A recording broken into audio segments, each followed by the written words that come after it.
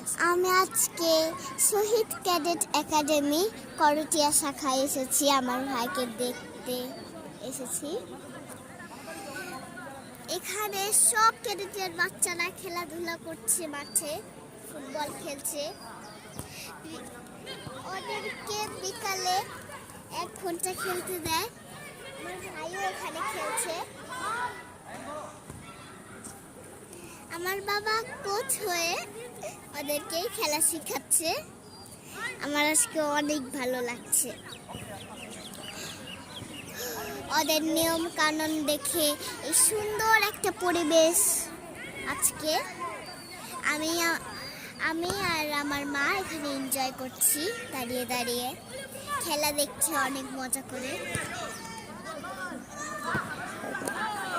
So আজকে পর্যন্ত, আল্লাহ হাফেজ, বাই বাই।